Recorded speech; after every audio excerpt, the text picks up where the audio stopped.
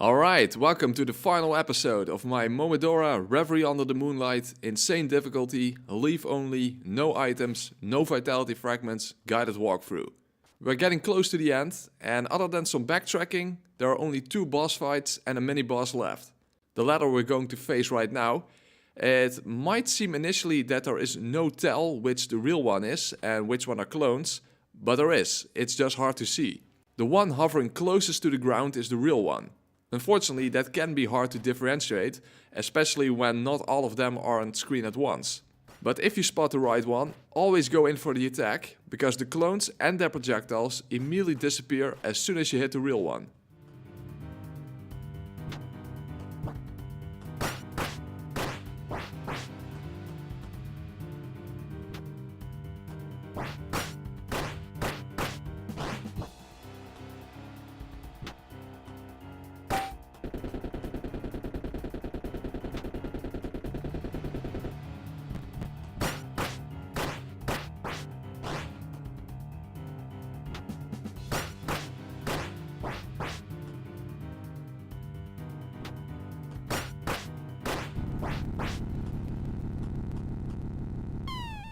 Okay then, not that big of a deal. However, you definitely want to go back to the previous save point, because the only other save point is directly before the queen.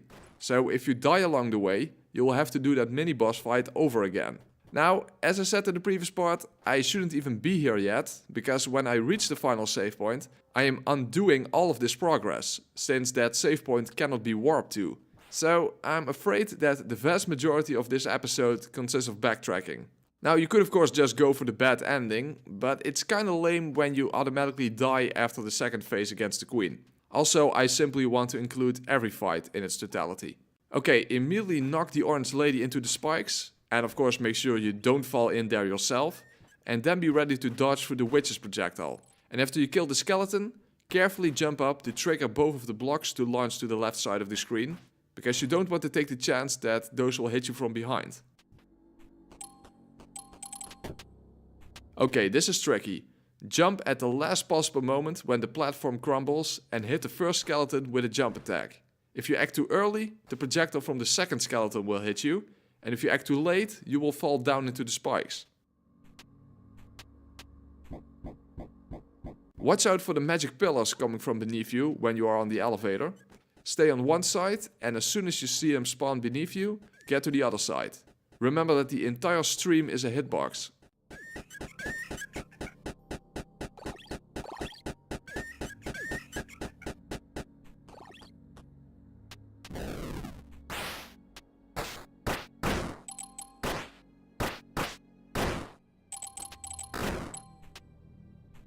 Okay, and now we reach the final save point, but none of that matters, because I will have to do this all over again, as you cannot warp back to this save point. Well, regardless, let's get the sealed wind so that we can get the green leaf upgrade, which is required to get the true ending.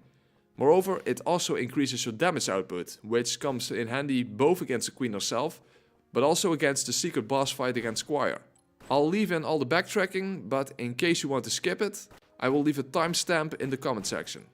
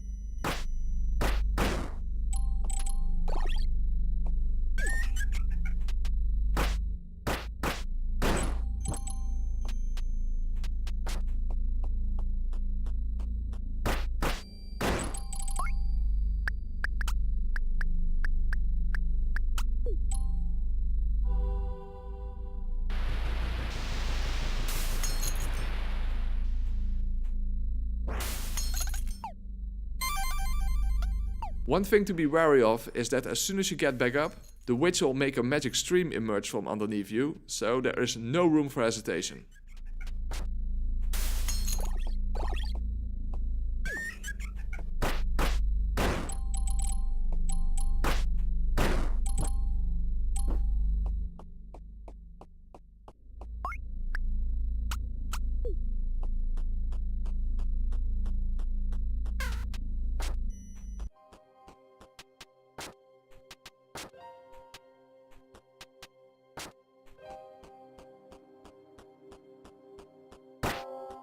Alright, we're still not ready for the boss fight, because we also have to backtrack to the save point before Partner Fennel.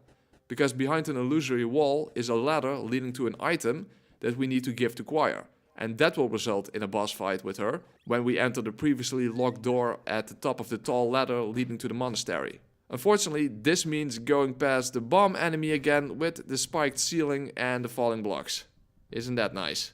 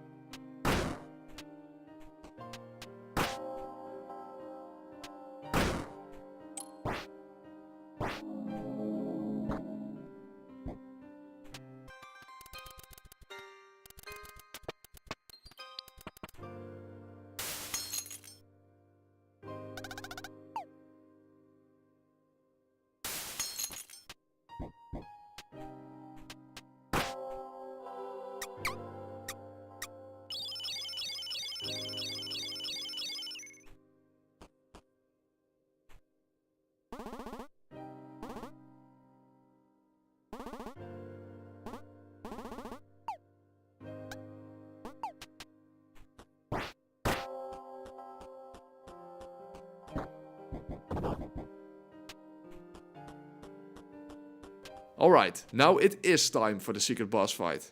It's not an easy one, there's a lot going on. And none of her attacks are melee, it's all ranged or barrier type. When she does the 4 orbs, they only move once and around 4 times their own length towards you.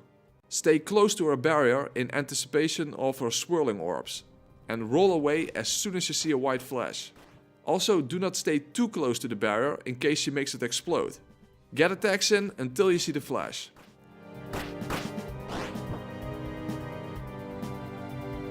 The swirling orbs are always the same pattern regardless of whether she's on your right or your left side. You can see this move coming if the barrier collapses in on the boss. And if she ever traps you in the corner, remember that you can roll through the barrier as the boss herself is not a hitbox. So don't jump dash, you won't have enough iframes.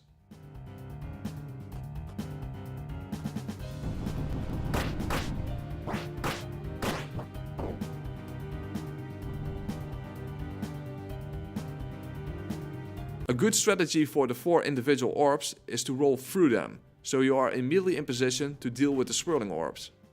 Okay, the second phase.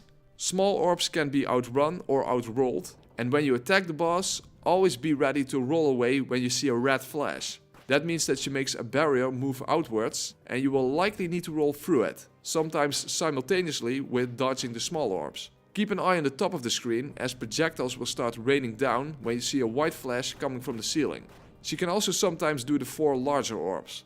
Basically, there's just a lot going on at once in this fight. But if you remain focused and never get greedy with your attacks, you can make it through.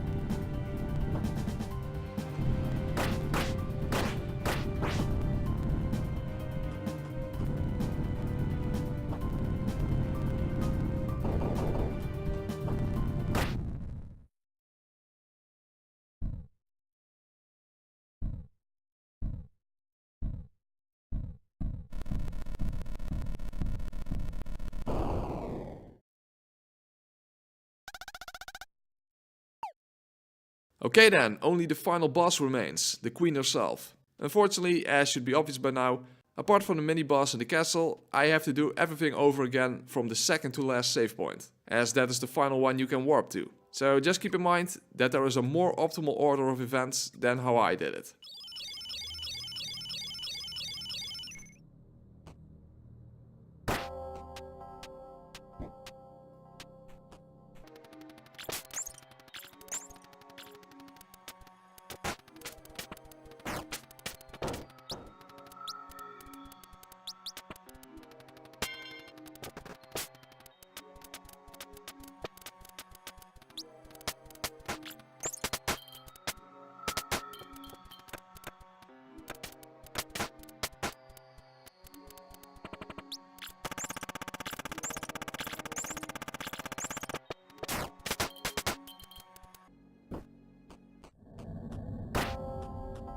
Alright, time for the final boss, who has no less than 3 separate life bars. Her main move in the first phase is to teleport directly underneath you. So take a step back when you see the white flash, then do a 3-hit combo and immediately roll, because she will consistently fire a projectile.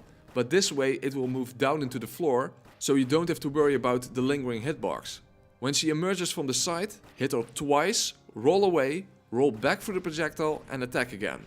When she hovers in the center, stay a few inches away from her and do jump attacks. She didn't do it in this phase, but the final thing that she can do is the full screen teleportation, where a wave of triangles go from side to side. That can simply be rolled through. Now, one really important thing to remember, when you get your final hit in, she will flash red and transitions to her second phase. And she is a hitbox at that time. So make sure you are not touching her when you drain the last bit of her life bar.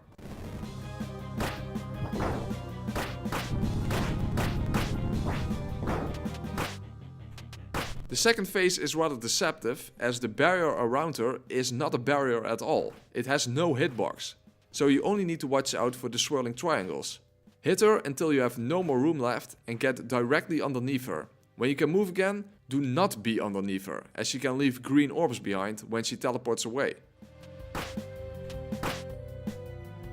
She will emerge beneath you as before, but this time you need to watch out for a red flash, indicating a large explosion.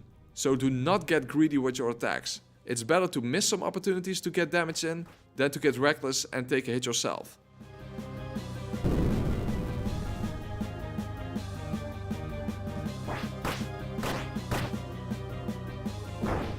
Here's the large teleportation. Simply roll through it and stay away from where she lands.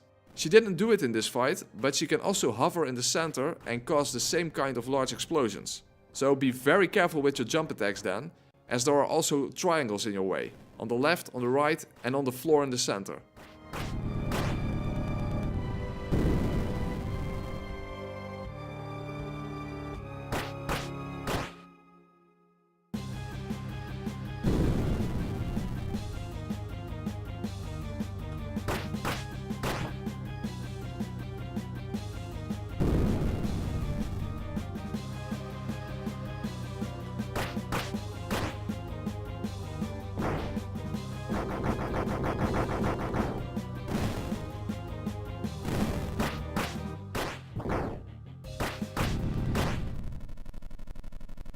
Okay, the final phase.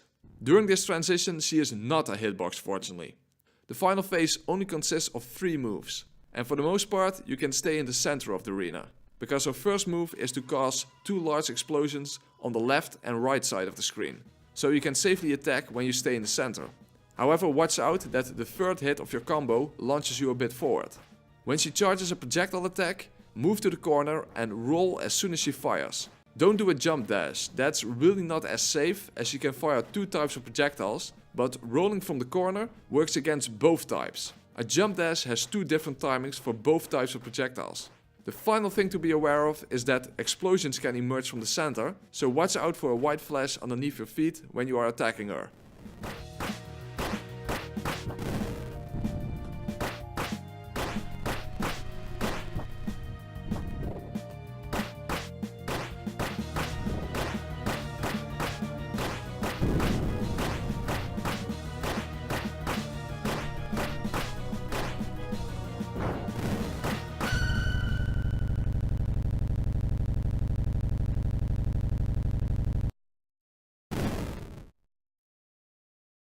And that's it. That's how you can get through Momodora Reverie under the Moonlight on the highest difficulty using only the bare basics. No items, no bow, and no vitality fragments. Great game, not expensive, not too long, but a really interesting challenge, especially with these restrictions. Thanks for watching, make sure to hit that like and subscribe button and the notification bell. Make sure to check out my other videos, and I hope to see you back in the next playthrough.